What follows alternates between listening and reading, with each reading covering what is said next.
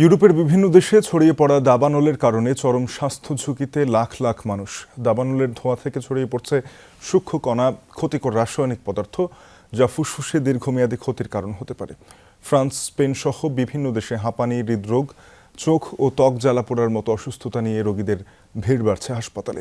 এই পরিস্থিতিতে স্বাস্থ্য খাতের উপর ভয়াবহ চাপ তৈরির শঙ্কা কর্তৃপক্ষের। সিলন টি রপ্তানিতে শীর্ষে।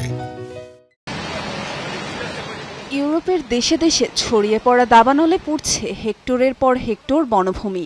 এই দুর্যোগ কেবল প্রকৃতিতে বিপর্যয় তৈরি করছে না, মানুষের স্বাস্থ্যের জন্য তৈরি করেছে ভয়াবহ ঝুঁকি। দাবানলে ক্ষতিগ্রস্ত ফ্রান্স, স্পেন, পর্তুগাল, গ্রিস ও জার্মানির হাসপাতালগুলোতে বাড়ছে রোগীদের ভিড়, যাদের বেশিরভাগই হাঁপানি, হৃদরোগ, চোখ ও ত্বক জ্বালা পোড়ার মতো রোগে আক্রান্ত। বিশেষজ্ঞদের মতে দাবানলে সৃষ্ট ধোঁয়ায় থাকে ক্ষতিকর সূক্ষ্ম কণা, ধাতু, প্লাস্টিক, কার্বন মনো অক্সাইড ছাড়াও বিভিন্ন বিষাক্ত রাসায়নিক পদার্থ, যা শ্বাসতন্ত্রকে ক্ষতিগ্রস্ত করার পাশাপাশি বাড়ায় হৃদরোগের ঝুঁকিও।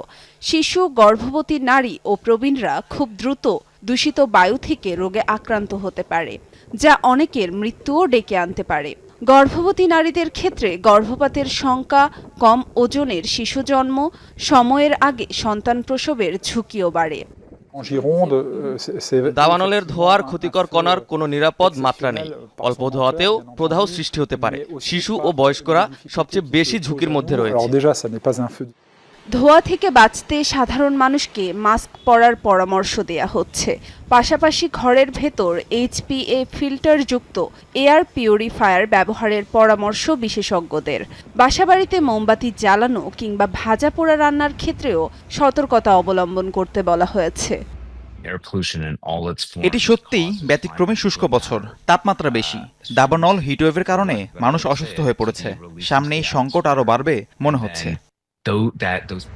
তীব্র তাপপ্রবাহ ও খরার কারণে দাবানল দীর্ঘস্থায়ী হওয়ার পূর্বাভাস দেয়া হয়েছে। ফলে বাসিন্দারা সতর্কতা অবলম্বন না করলে স্বাস্থ্য খাতে বিপর্যয় নামতে পারে, এই শঙ্কা করছেন বিশেষজ্ঞরা। আয়েশা রেজওয়ানা, যমুনা নিউজ।